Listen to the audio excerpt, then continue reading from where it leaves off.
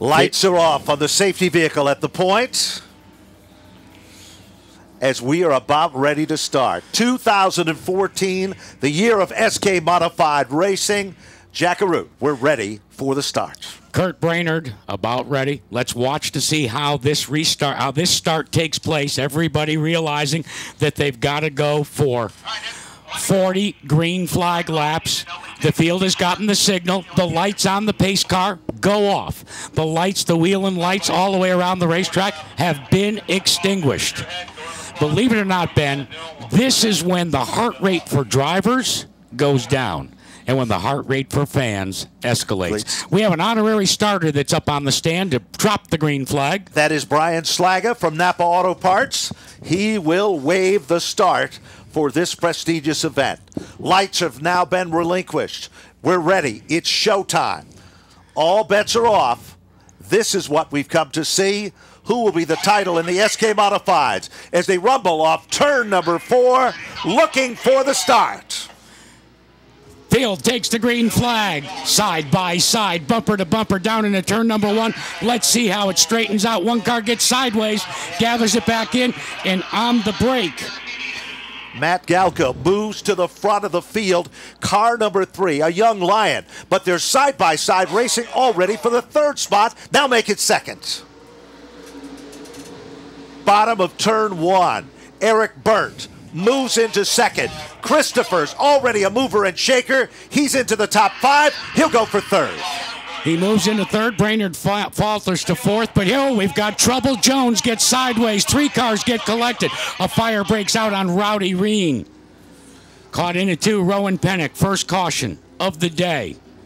Everybody with a collective exhale. 39 of Jones was among the first cars to get sideways right in the middle of all of that. And the Reen car ignited with some smoke. Let's check in with Ted Christopher because he was very close to that action. TC, how close were you to what unfolded there? That was behind me. I missed that stuff. You're on an early move. You like that inside? You're just trying to get away from some of the side-by-side racing? It's still too early. We'll see. All right. I know Ryan Priest and his spotter, Ben, have been talking an awful lot about what unfolded. All right, Ryan, patience seems to be what you've got to exhibit as you saw TC move into that 3rd spot. Yeah, it seems there. The 59 didn't do too good on this restart, but 39 laps to go. Plenty of time for us to get up front. I know it's early in the race, only 1 lap completed. Have you got a preference yet, whether it's the inside or the outside that you'd like? Whoever's going to go to the front is pretty much my preference. All right. Let's check in with Joe Koss on pit road.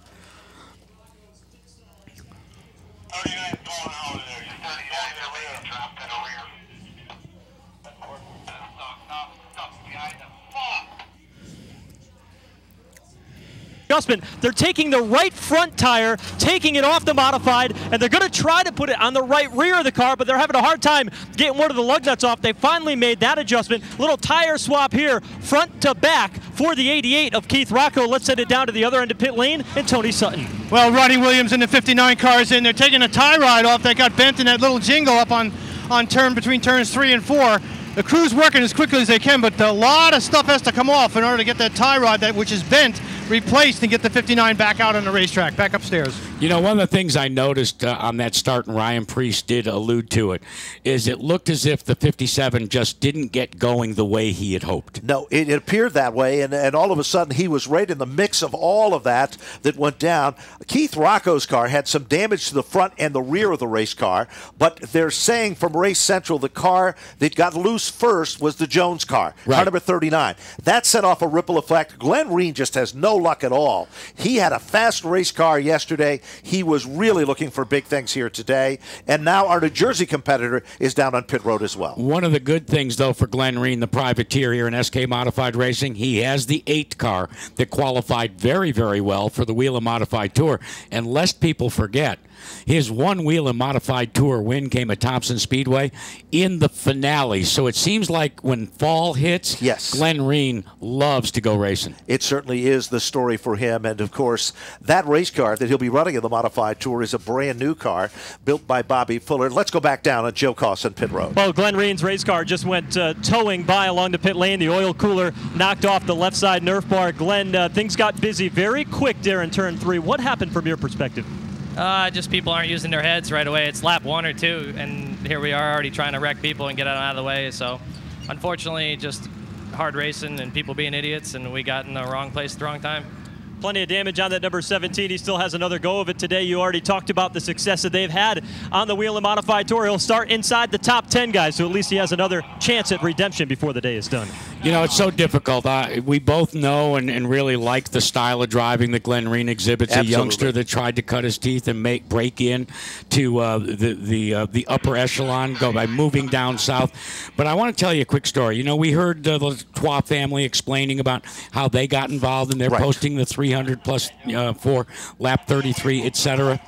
Well, the dad told me a story where he used to come here when he first opened his business, and he got connected with Richie Evans. And that's the only reason why I bring this up. A lot of these competitors, they're always looking for sponsorship. They sure are. It isn't high-dollar sponsorship. Nope, every little bit counts, and you see that a set today. of tires. Yes. Okay? As simple as that. And you look at some of these, when we refer to them as privateers, it's amazing what a set of tires would be. And I know that there's been days when Glenn Reen has not been able to come to the racetrack because he didn't have the money for a set of tires. That is absolutely true. And it looks like the field is going to be told to cross over, and we should be ready to go back. Next time by, we'll get the crossover move. Let's reset quickly the field in the early going with 1 lap completed. Matt Galko squirted into the lead. Kurt Brainerd will now find himself on the outside.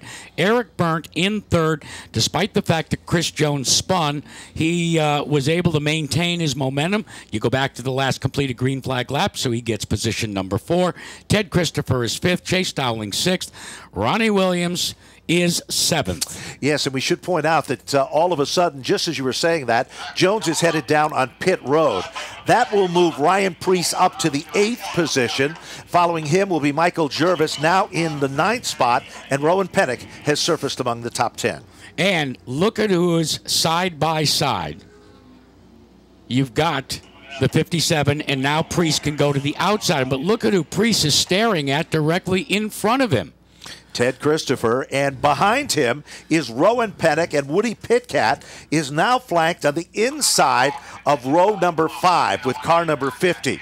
So it is Pitcat who hasn't made the move to the outside as yet, but we only have 1 lap into the record books, as they're about ready to fire them back up off turn number 4, staring them down. Green is out, and Brainerd. Look at Christopher just using the chrome horn, trying to give Brainerd the push to get out front. Meanwhile, on the inside, Eric Berndt does the dipsy-do and tries to take that 2nd spot. He certainly does. As Berndt moves to the bottom, Christopher becomes the tail that wags the dog there. But Preece is already making his presence known in the outside groove. Galko's got his hand full at the point. Eric Berndt right there, and now Christopher trying to follow Berndt to the front of the class. Trouble at the back of the field. Chris Jones spins down in turn number 2 on the inside. In turn 3 comes Eric Berndt, the Bulldog, trying to grab the lead here in the Napa Fall Final. At the line as the caution comes out, it will be for naught because you go back to the last completed green flag lap. It certainly will be the story there. Car number 39, the Jones car, the Arbitel Convenience Store sponsored race car, will bring out the 2nd caution of the event on lap number 2. Once again, only 1 leader so far, and that has been Galko. But we could already see starting to develop the strategy that's going into play. Teddy Christopher was trying to follow Eric Berndt's line and get to the front of this field, as the 2 car of Ryan Preece, whole different strategy. Ryan Preece being shown in the 4th position. We'll have to wait and see when we go back to the last completed green flag lap. I believe that is indeed correct. Kurt Brainerd will find himself in the 3rd spot. And as we said, Galko leading and Berndt in 2nd. Here's my takeaway so far in watching what's going on. You can throw all the strategies out the window. These 3 competitors that are in the tight chase for the championship, They're not waiting to the second half of the race. I think you're right. Let's check in with Joe We've only Koss. got 2 laps. Let's go back down to Joe. Well, earlier in the pre-race festivities, you had mentioned how over the past 5 years, Jackie, Ted Christopher has shown some of these other drivers how to compete, making good situations out of bad ones. Keith Rocco might be trying to duplicate that recipe for success on and off pit road, continuing to tweak the setup on that race car. It may be damaged, but you can't count that 88 down and out, still working to improve the handling in the early stages of today's event. And Rocco now being shown, Joe, in the 17th spot. Still plenty of time. 38 green flag circuits remain. We are side by side. We've doubled down and got ready for our third restart of the afternoon with Galco and now Burnt comprising row number 1. Who will be up through the gearbox? Look at the white lines down there in turn 4. That is the Napa Go Zone. And on the throttle the quickest is Matt Galco in the black number 3. But the outside lane prevails as Eric Burnt, again, goes in deep into turn number 1. Off the second turn, they call that forward bite. And Eric Burnt becomes the second leader of the event down in turn 3. And look who has moved into second spot. High, wide, and handsome comes the Red Deuce. Now to the inside, Ryan Preece, wanting to get to the lead as quickly as possible. Can he make it stick down low? He does, but Burnt, the Bulldog nickname, is for a reason. Meanwhile, it looks like Cipriano has spun.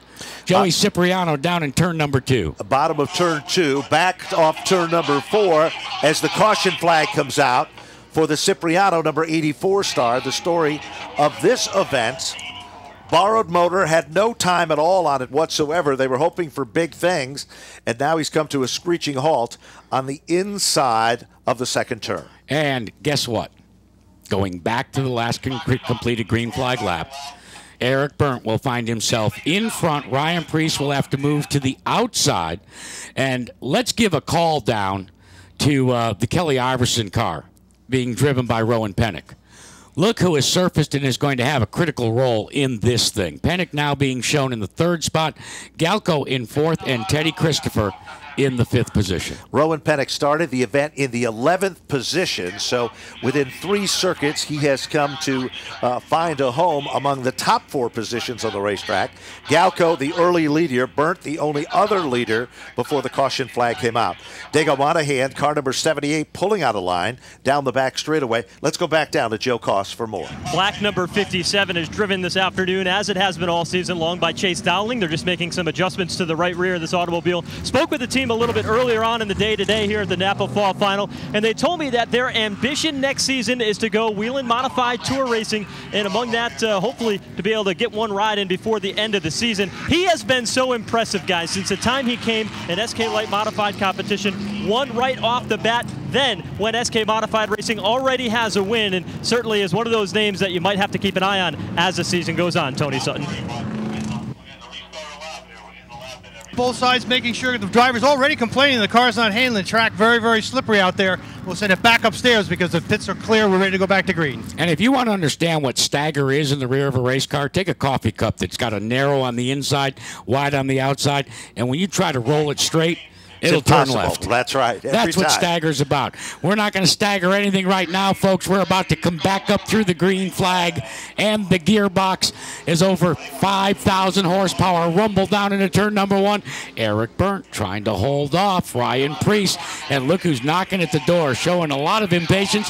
That is the 99 of Rowan Pennick. No question about it. Preece is making his magic in the outside lane, but Pennick is guarding the inside of the second row. This time, as they cross the stripe, it is Ryan Preece back in command. Short-lived. All of a sudden, Burnt is there. Now Pennick's got some a free pass almost to make his presence known to take over seconds. Out of turn number 4, Rowan Pennick will lead lap number 5, followed by, Rowan Pennick. How about Ryan Preece? Followed by Eric Burnt, Rowan Pennick, and look who has moved into that 4th position, getting by the 3 car of Matt Galco. Teddy Christopher's on the move, but here comes Pennick diving down into turn number 3, and he gets by Eric Burnt, but will it be a crossover move? Burnt tries the inside. A black flag is being issued for the number 99 car for initially a jump on the start, they're saying, as he moves into second. Preece is still the leader. Look a little further back now. Dan Avery is also starting starting to work his magic. And Jervis, the winner of the final Friday night event, is also there with the black and orange number 22. Black flag has been issued to Rowan Pennick. What a difficult break for the number 99. And right now, if I'm not mistaken, you get 3 or 4 laps to acknowledge the black flag. And he's not being unsportsmanlike right now, but he's hoping that a caution would come out. He is using that strategy, definitely. White flag is being issued with the black flag with a white stripe on it. Which means you're going to be dropped from scoring. That is so correct. Good side-by-side racing back in the 5th spot. And Dan Avery has won the battle with the neon orange and black number 10 car as he now moves into the top 5. Where's Woody Pitcat? Well, he is fighting desperately to hold on car number 50. That's a very loose race car. Field is settled down beneath the Stafford Motor Speedway scoreboard with a 2-car length advantage over a Rowan Pennick that has been issued the black consultation flag. It is Ryan Preece over Eric Byrne and Ted Christopher and Dan Avery. Now, if you were here yesterday, you saw Avery was pathetic in his qualifying heat. He struggled terribly. There's no question. Trouble now. Byrne goes around off turn number 2. And here is what gets real interesting, and we'll have to check with NASCAR. Did Rowan Pennick exhaust his grace period for the black flag for jumping the start? Was he dropped from scoring?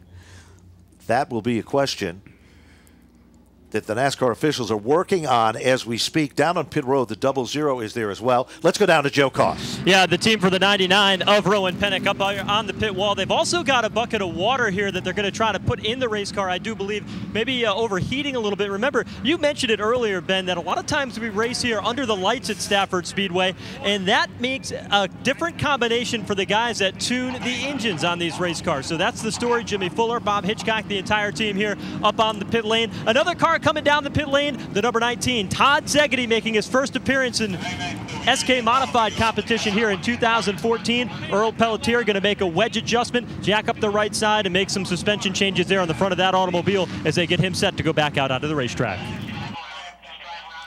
Eric Byrne is also back down on pit road with the number 66 car.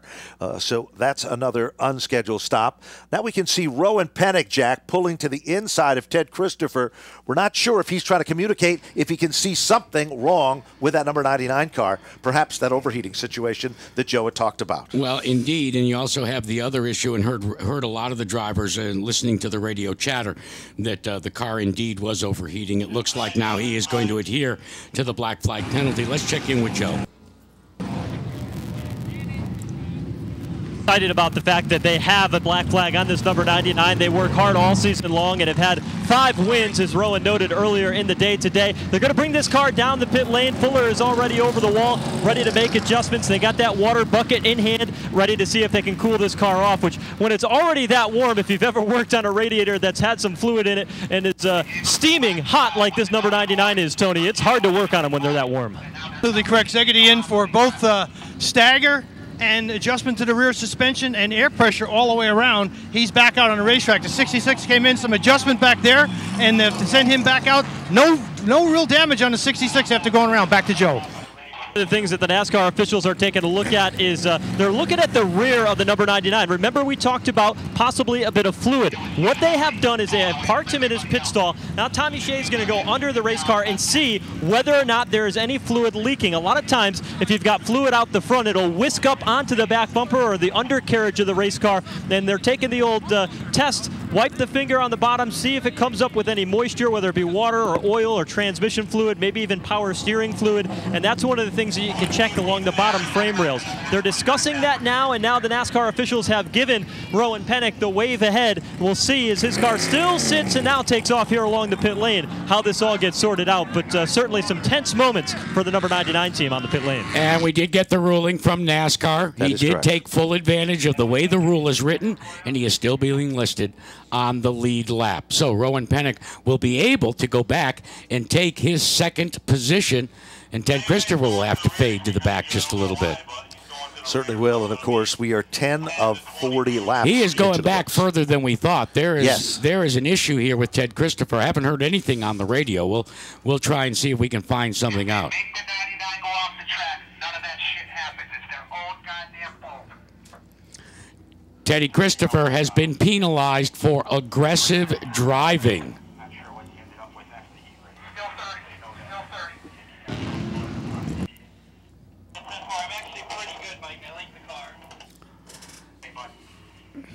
Let's check in with Ryan Priest and see about the condition of his race car. Hey, Ryan, this is Jack Arute up in Radio Central. What about the condition of your race car? Is it to your liking, or do you have a push, or are you loose? What? Oh, no, she's just right. Mike McCat, Earl Pelletier, this Gunsmoke Stables team got it right for me, so we're going to do what we came here to do and try and win the race. It has always been your style, my friend, to go to the front as early as possible. You know, people always want to know, as you lock up those Hoosier tires, what are you doing with the brakes there on this final lap? Getting some heat in the tires. My buddy Jerry always says I flat spot them, but it's just something I do, and then just get some heat in the nose, so we'll be good. Jack, while all that was happening, the Rowan Pennick car came back down on pit road. This means that Pennick will rejoin at the back of the field, and the NASCAR officials are going to keep their eyes on that situation. They could not find any fluids leaking from the number 99 car. Bob ready to get him fired back up. 10 of 40 off turn number 4. Ryan Priest and Dan Avery up on the wheel. The green is out. Priest is looking very strong, and look at Michael Jervis, Jack. Final Friday night event, he was the spoiler for all of them and managed to take down the victory there. He's going to the front as well. And Ted Christopher has gone to the back of the pack waiting to see, and now he'll start to turn it back up. In the meantime, it is his point contender, his championship colleague, that is up top. But look at who is challenging from the second position. Dan Avery. They say you can't teach an old dog new tricks. Well, they didn't know Dan Avery. He raced in the very first SK Modified event. He's raced all season long. He's been to victory lane before, but 2014 hasn't been his best year, and this would be a great closer. These two, don't forget, 1 year ago got into a bit of a tussle at midseason when they were running side by side, and Dan Avery was trying to win a race, and he and Ryan Priest locked horns. Now it's a case of youth and enthusiasm colliding with age and treachery as a spin out of turn number 4 collects a gaggle of cars. It certainly does, and Chris Jones was involved in that. His steering was broke on the race car. Cam McDermott also went spinning to avoid. Down to the center of the infield. We believe the McDermott car will be able to pull away under its own power. But the Joneses car, something broke in the front suspension, because when we looked at it off turn number 4, the right front wheel was headed in the opposite direction of the left front wheel. You know, Chris Jones has had more than his share of problems with this, and you hear drivers say that a car is evil. Yes. That 39 car has been evil all year long for Chris Jones. You'll visit with him during practice. He'll be like 3rd or 4th quickest on the grid. Next thing you know, he goes out, and he says all of a sudden the car just takes on a mind of its own. Let's go down. Joe Cost was with Ted Christopher's crew. Yeah, Mike Sullivan, the crew chief for Ted Christopher. Mike, you got yourself in a position where now you're deep in the field. We noticed that you were cautious on the restart. Is that what you're trying to do here to let things sort out here on very tense and close quarter racing on these restarts? No, they were going to hold our card if we didn't let the rest of the field go. We restarted, so I had to wait for him. If he went, we would have been penalized for it. All right, that's the story down here in the strategy. Now you've got to work your way up through the field. How do you get the job done here? Obviously, you've got one of the best behind the wheel. Just patience, that's all, because we got one of the best in the front, one of the best in the back. Just do our best and see what we could get, you know? Well, hey, Ted Christopher in the pre-race said, hey, I need to be patient. Well, is crew chief Mike Sullivan on the same page at least, Tony? Debris was brought out from the induction area for the radiator, and they also did a toe adjustment on the 99 as he was involved in a little bit of a bang, but obviously just minor adjustments for the 99. He's back on the racetrack, and we got a long way to go for 40 laps is over. Thank you, guys, down on pit road. Let me update you as well, Ben. We got a little bit deeper ruling as to why Rowan Pennick found himself in the back of the pack. He could not go back to his previous position because of the fact that he'd already been issued the consultation flag. So that negates the fact that caution laps do not count. You heard the answer from Mr. Sullivan, the crew chief for Ted Christopher, as to why he stayed off the throttle, so he wasn't issued a drive-through penalty.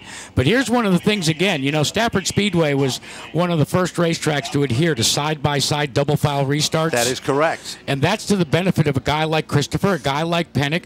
This early in the race, you see the crossover, and I'll never forget the argument my father used to have with one Freddie DeSero. He'd say, Freddie, think about it this way. If you're running 12th, all of a sudden on a restart, you're 6th on the outside. He says, I like double file restarts. He sure did. And we are about ready. The pace car dives to the center of the infield. Ryan Preece on the inside. 13 laps show up on board. Dan Avery in the outside lane. Green, and they're racing. And Preece has the advantage, and Jervis right there with him on the bottom side, but Avery isn't about to give up. Hey, forget about those two guys. Look at the green and white numeral number 88. Remember just a few laps ago? He was dead last on the field after going to pit road. Kid Rock is on the move. He's moved into 4th spot as one car spins and continues on his way. No harm, no foul. I think that Mr. Reuter Wheeler Automotive Machine is on the hunt, trying to tap on Michael Jervis's rear bumper. Certainly is. Remember, he had cut a tire in the rear, did damage to the front of the car. Joe Koss talked about sheet metal damage done to the nose of the car, but now he's back among the top 4 cars here. Todd Owen is another car marching forward, making his presence known in the outside lane. He's right there with Woody Pitcat. Pitcat was sideways that time in turn 2. Update on the move back to the front by Ted Christopher. He is now being shown in the 13th position. There are side-by-side cars directly in front of him. They're stacked up, and he's going to have to exhibit that patience because right behind him and now moving to the outside is Rowan Pennick, also trying to recarve his way back to the front. Certainly does. Christopher chooses the inside lane as Cipriano's car starts to falter. They do a little chrome horn action, bumper tag there, but Christopher still guarding the inside, and Pennick is now right there on his back bumper. Action continues all the way around the racetrack, but going down into turn number 3, it is the red numeraled Deuce car for Ryan Preece. He's the man that is trying to win this title this year. And right behind him, Dan Avery, who would like nothing better than to close out this season in celebration of being one of the few drivers, he and Tommy Bowles, to win the first, to race in the first SK race, and diving to the inside and acquiring the 3rd spot. Rocco is on the move. Using that patented Keith Rocco dive into turn 3, he takes it. Rocco has passed more cars than anybody else in 19 circuits to come from the back to the front. Jervis is still right there with him. Todd Owen is up to the top 5. This time, cross flags in the air. Half of the event is history. Second half, they say, is always the best. And while you're watching the front, we've got to watch the middle of the pack as Ted Christopher has moved to the 10th position. Now has some breathing room as they're kind of single file racers. And another black flag has been issued. It comes out again for the 99. They say it is still leaking fluid on the racetrack. Rowan Pennick is leaking fluid. He is being issued the black flag. Teddy Christopher is still marching to the front. Has moved into the 9th position as the hourglass begins to filter the sand much quicker than the first half of this race. And now we're going to have to wait and see what happens as a passing flag is given. And Ryan Preece has an uncharacteristic 2.5 lead over the rest of this field. He certainly does, and he said he was going to be strong. He felt this car was exceptional yesterday, and it certainly has lived up to its reputation 22 laps in. Keith Rocco is still in a great battle, going on for the 3rd spot with Michael Jervis. Jervis has tried just about everything, and we got to give a shout out to Todd Owen. He isn't in the points because he's had a terrible season luck-wise, but he's running among the top 5 cars, and he is consistent and very strong, and Woody Pitcat is there as well. Rowan Pennick pulls behind the wall. Michael Jervis tries the inside into turn number 1 of Keith Rocco. The battle for 3rd is enjoined. Out of turn number 2, it's Jervis that acquires the spot. A look at the points if they were to finish where they are now at the halfway point. 32 points. Christopher tails as Preece. Trouble in turn 2. It brings out the caution. This will tighten the field up. Lap 25. Car number 36, the Sundin furniture car, spins to the bottom, just to the left of the Napa Auto Care billboard. And that will bring out the 6th caution in the event. Let's go down to Joe Koss. Cat Pit, and with the 6th place runner so far, Adam Scovora is a car owner and crew chief for the automobile. It's been somewhat of a quiet day for you so far. How has the race played out from your perspective? We're just going to take it easy right now and play it safe. We want to be able to finish the race and be there at the end. And all we can hope for is one of the other two has a problem. If not, we've had a good year so far. It's what it is right now. It's got to go out and try to win it. A moment ago, off turn number 2, Pitcat looked like he had a handful of steering wheel. What's the handle on the race car? We're a little free right now, but not too bad. Like I said, it's more being cautious right now at this point. Certainly looks free from our perspective, guys, and that verifies what you guys saw just a moment ago off turn number 2. Pitcat's got a handful of race car, and he's riding in the 6th position. Ben, one's got to think that this is a big break for Teddy Christopher. Let's find out.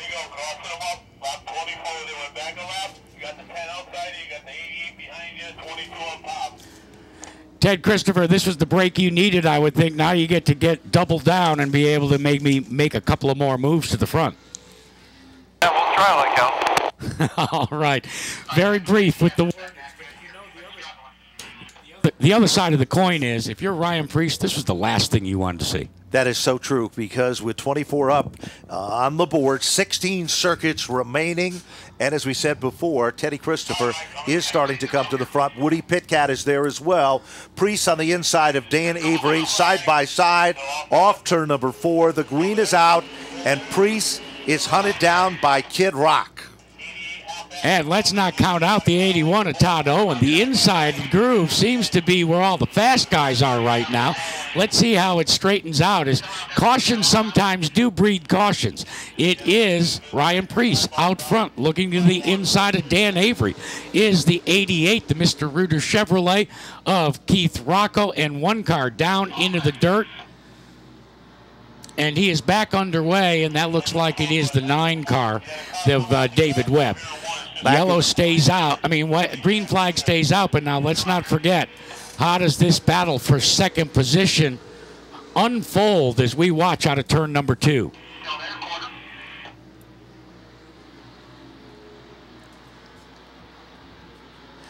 Meanwhile, down into turn number 4, look out. TC is on the move, working on the inside, trying to at least close as quickly as possible. And we have a spin trouble in turn number 3. It is the New Jersey competitor, Richie Cooper, with car number 4 that goes around. And a second car involved. And we believe it's a 36 machine of Sundin to bring out the 7th caution of the event, 27 circuits in. Jack? Ben, you want to know just how passionate this chase for a championship can be?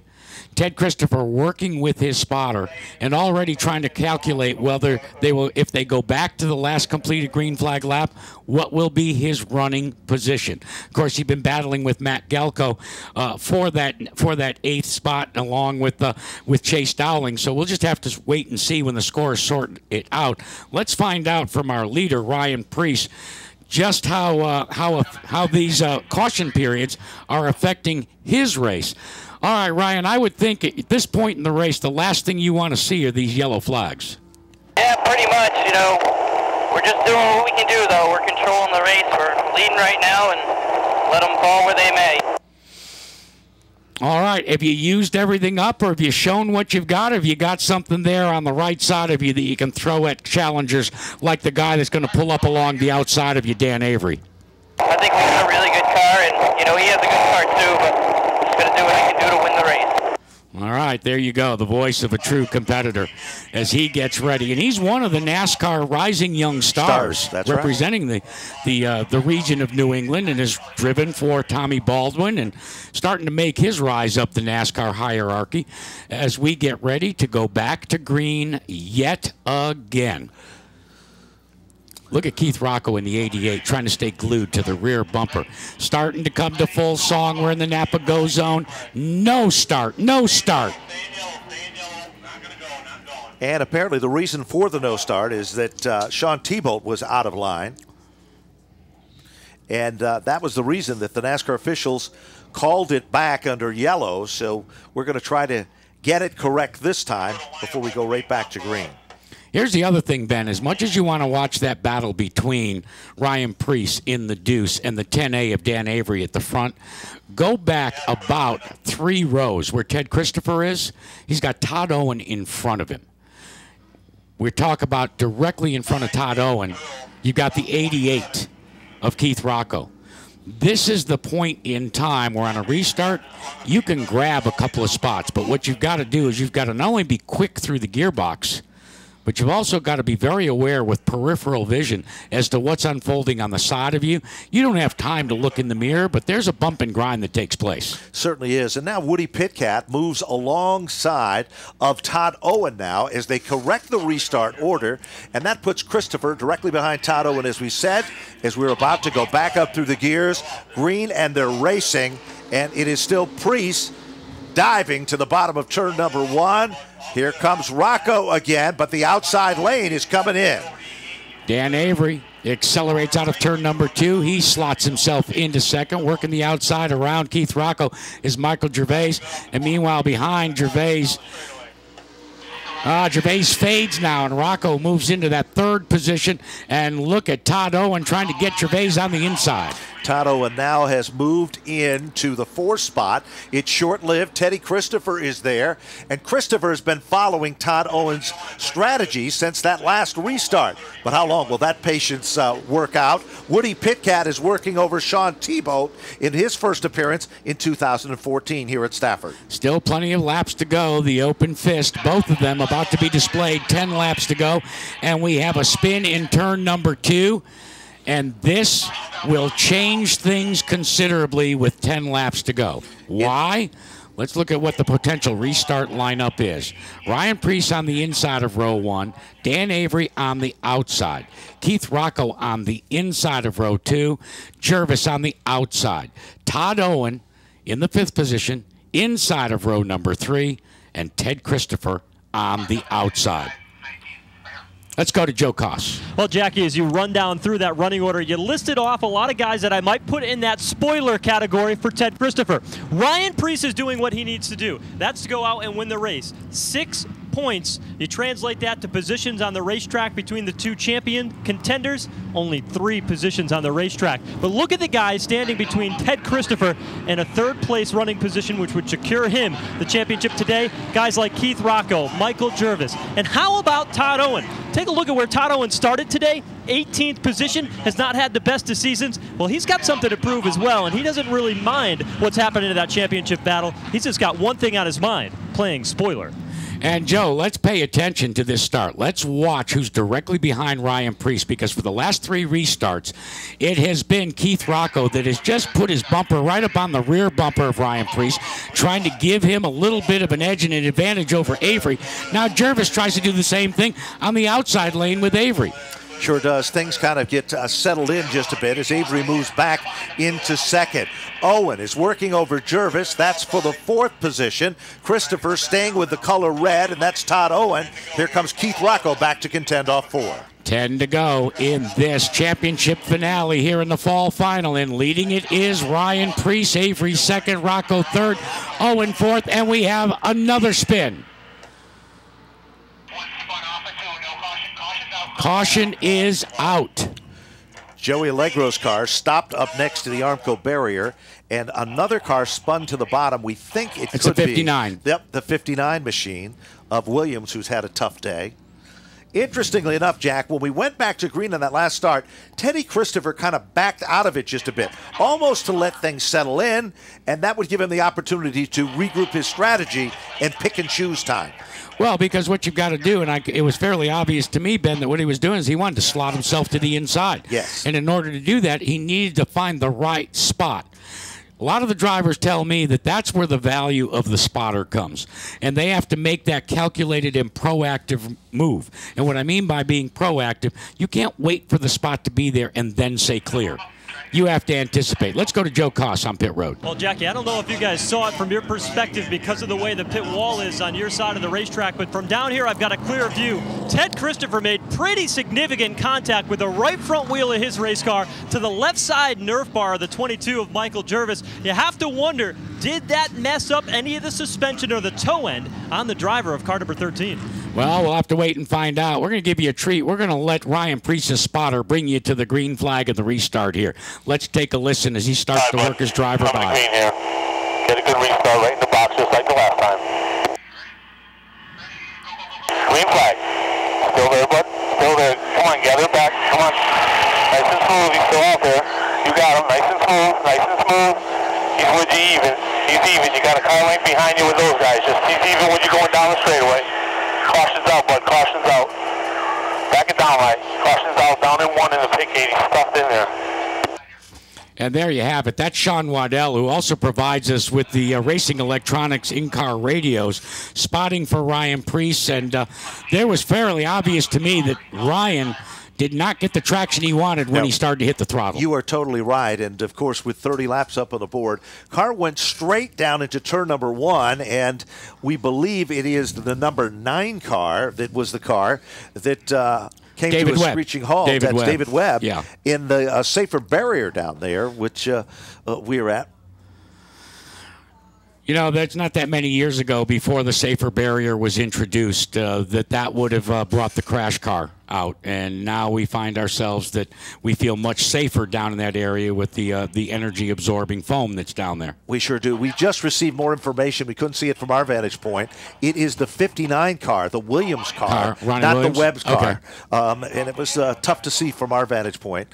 But let's Webb go down to Joe Koss field. quickly. Oh, we've caught up with Mike Paquette, who is the crew chief for the 2-car of Ryan Priest. Noted on that last restart that maybe Ryan didn't get the jump that he wanted, and I saw you guys making that signal, maybe a loose race car when you stood on the gas. Do you anticipate another problem on this next restart? No, we're good. I think we just didn't get a good start, and I think we'll be better this time. The car's pretty good. All right, that's Mike Paquette, the man that's turning the wrenches on this 2 team for Ryan Priest. Remember, Ryan Priest talked about earlier in the event, cleaning the tires off, getting the heat, and those 2 front tires, that's part of his strategy, guys. He's going to have to do that here on this next restart. Let's quickly find out what happened with Ryan Priest on that last restart. Ryan, what went wrong? Just trying to get a little too much out of it. We'll be good. We'll be good. All right. As getting ready to go back to green with 10 laps to go. You know, I didn't say it before the start of the race because I wanted to wait. Grandma, put your teeth in your pocketbook because this last 10 laps are going to be the wildest thing you have ever seen. So true. Let's see what's going to happen now as we have the lights are off on the safety vehicle. It dives to the center of the infield. Front row, Priest and Dan Avery. They've been that way. Rocco on the inside of the second row, and Todd Owen. The green flag is out, and Avery up on the wheel with a slight advantage on the outside. Side by side, rim riding. It is still Avery on the outside, Priest on the inside. That's row 1. Owen has moved to second, and look who's darting down into 4th position. Behind Owen, TC is back. Ted Christopher coming to the line. Now looking for some racing room, and what is going to happen with Dan Avery? We've seen this movie in black and white. We sure have, and all of a sudden Todd Owen, he's trying to shake off Teddy Christopher. Back to turn 3, Avery up on the outside. Christopher shuffles down underneath Owen. Ted Christopher up to 3rd.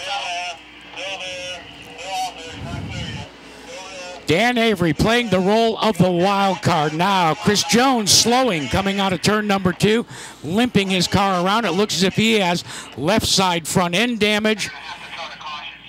They're going to have to throw this caution, or will they? Yes, they do. And do you know what that means? Wow. The 13 will just move into 3rd position, which means he'll be glued to the rear bumper.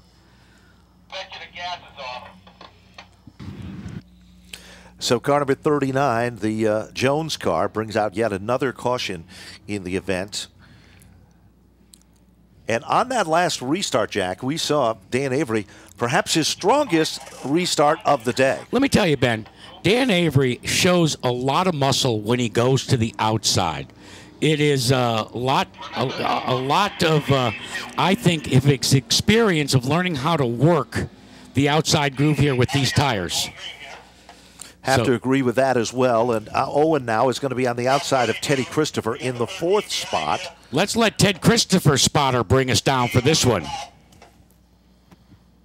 So remember about the no pushing here.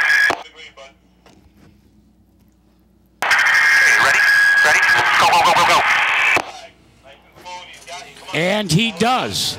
He go, but he is in that third position. Avery tries to hang on. They are stacked up 12 deep out of turn 2. No question, down the back straightaway. Avery has, well, about a chrome horn distance between him and Priest. Priest still guards the spot. They come off from turn number 4, and at the line, it's Ryan Priest back in commands. How many times have we seen this movie up front where it's a 3-car battle, and that's basically the scenario that's unfolding right now. Oh, Jervis gets a little crossways. Everybody has to get on the binders, but they straighten themselves back out and give a call to Dan Avery, hanging tough on the outside. Ryan Priest with less than a radiator at the line. No question, 34 now clicks off on the big board. Now Todd Owen is trying to get back into line to make a move on the Rocco car. Here comes Avery. Do or die time. You pointed it out, Jack. Avery's got a car that works on the outside, and that's where he's putting that race car. I'm beginning to sense that maybe Ted Christopher realizes that as well, and he's trying to size up which way do I go. Now Avery fades a little bit. Will Christopher dart to the inside? No, Avery closes the door. Sure does, and a little different strategy there as they come off turn number 4. Pick car could become Jones's race car, which is a lap car as the leaders are coming up. 36 laps up on the board, and Ryan Priest is still in command. Ryan Priest looking for the 2014 Whelen All-American SK Modified Series Championship here. Tries to use Jones as a wee bit of a pick. Does it very well with lap 37 being etched in the record book, about to see the popsicle sticks displayed to this field. That means 1 mile left in the competition here. Priest has driven a flawless race so far as he comes off turn number 4. Avery is looking to go back to the outside. No, he thinks twice of it now, Jack, and pulls back into line. If you're looking for the crossover move for Dan Avery, it's going to take place down in turn number 3. Backs off a little bit, builds up the momentum. Let's see if he is able to stick his nose to the inside. No, just a little weak there, but stays hanging on the outside. And Ryan Priest will take the white silk. Will it be enough to take the checkered silk? Here comes Avery on the outside, battling back, climbing up the ladder, going down the backstretch for the final time. It is Ryan Priest by just a nose. Avery hanging on the outside. Here comes Christopher trying to go out of the high side of turn 4, and Ryan Priest will win. Good job, Ryan. Good try, guys. All those friggin' caution. Great. Hell of a drive.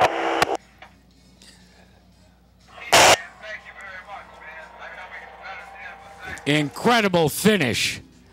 Incredible finish to this championship finale. Let's check in with the champion, Ryan Priest. Congratulations. Thanks, man, but it wasn't enough. And as Ryan Priest alluded to, it is a victory, but according to timing and scoring, our champion, well, there you see him going down the backstretch, Ben. Ted Christopher has won the Modified Championship. This is his 10th title here at the Stafford Motor Speedway. Hey, TC. You saved the best for last. Congratulations. You are the 2014 Whelen Modified Tour Stafford Speedway SK champion. Jackie, that was a hard way, but that's probably the best way I could do it. I know today's a special day because of the passing of your father-in-law, and today, I believe, is his birthday. Is that correct? Yes, it is. Happy birthday, too. All right, we're going to have a whale of a celebration down on pit road.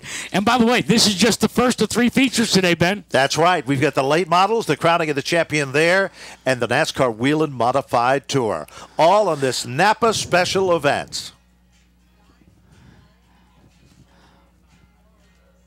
Let's go trackside and start the victory celebration with Tony Sutton. Well, the veteran Dan Avery getting the safety gear off, ready to get out. Get a little water in him to replace what I know he's lost.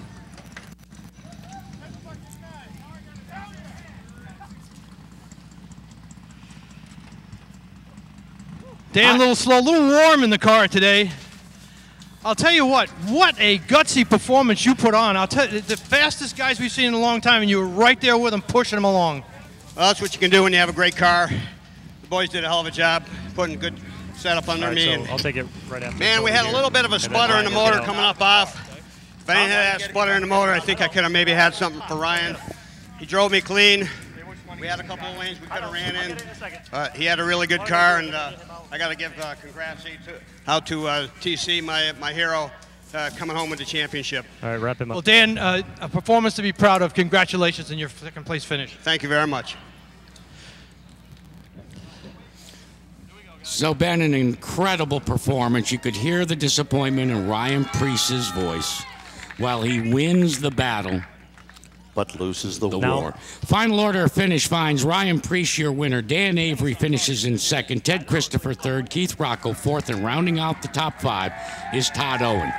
It is time for us to celebrate not only the champion of today's Napa Fall Final SK race, but the champion of 2014, and for all of that, let's go to Joe Koss. Yeah, Jackie, we'll start with Napa Victory Lane. Ryan Priest, to your right stands Ted Christopher. He celebrates. You celebrate a win, but shy in the championship for the second year in a row. Yeah, it's by 2 points both years, but you know, I can't say enough for these guys right here. They worked their butts off. Came up a little short, but I can't say anything more better. You know, we won 6 races this season and did all we could do. And you know, I can't thank Napa enough for sponsoring Stafford Motor Speedway, especially Canton Auto Supply. You know, you guys are awesome. You support me a lot. And JG Pool and Drywall, Sullivan and Sons, Mizzy Construction, Earl Pelletier Concrete, Gunsmoke Stables, just a little bit short.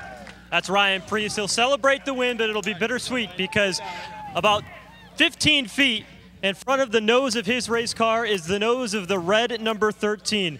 In Victory Lane, his entire family, the crowd, the media is here. Ted Christopher celebrating another SK Modified Track Championship. And boy, I tell you what, Teddy has played it to perfection. Ted Christopher, how about that? Started towards the front, dropped to the back, typical Ted Christopher fashion, stayed with it to the end. You're another track championship here at Stafford. Just simply unbelievable what you've been able to accomplish. That was, I'd like to know how Tommy came up with that one, but the 99 was leaking water so bad, so we were so loose and everything, you know, and, you know, I barely got into Eric in that deal, but, you know, I guess they saw it differently, but that was probably the best way to win the championship, coming from dead last and, you know, getting to the point where we had to be and almost having a shot at winning. You only win it by 2 points, and Teddy, as he salutes everybody down here at Victory Lane. Give him a round of applause, guys, from up in the grandstand. He can hear you down here. Ted Christopher, the 2014 SK Modified Track Champion.